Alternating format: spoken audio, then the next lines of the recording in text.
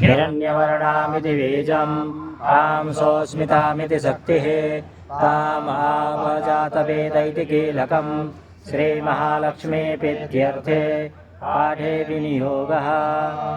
ध्यानम् कमलसंस्था तद्वजा पुञ्जवर्णा करकमलदतिष्ठां योजयिमाम्बुजा च मणिमुकुटविचित्रालङ्कृता कल्पजालैः सकलभुवनमाता सन्ततं श्रीश्रियै नमः।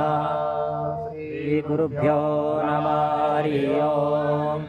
हिरण्यवर्णां हरिणीं सुवर्णरजतस्रजां चन्द्रां हिरण्मयीं लक्ष्मीं जातवेदो महावः ताम् आवह जातवेदो लक्ष्मीमनपगामिनीं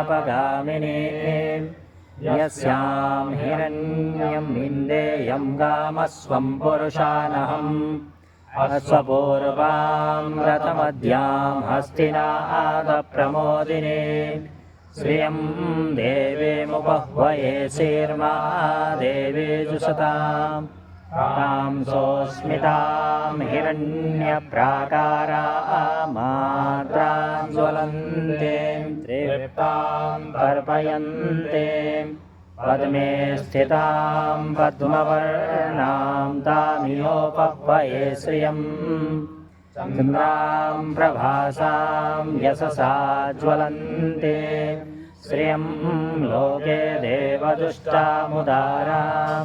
तां पद्मिनीमीं शरणमहं प्रपद्ये अलक्ष्मीर्मे नश्यतां त्वां वृणे आदित्यवर्णे तपसोऽधिजातो वनस्पतिस्तव भिक्षोतविल्वः तस्य फलानि तपसानुदन्तु मायान्तरायाश्च बाह्या अलक्ष्मीः उपेतु मां देव सखा कीर्तिश्च मणिना सह प्रादुर्भूतोऽस्मि राष्ट्रेऽस्मिन् कीर्तिमिद्धिं ददातु मे क्षुत्पिपासामलां ज्येष्ठामलक्ष्मीं नाशयाम्यहम् अभूतिमसमृद्धिं च सर्वानिर्णुत मे गृहात् गन्धद्वारां दुराधर्षां नित्यपुष्टां करिष्यणीं ईश्वरीं सर्वभूतानां तामिहोपह्वये श्रियं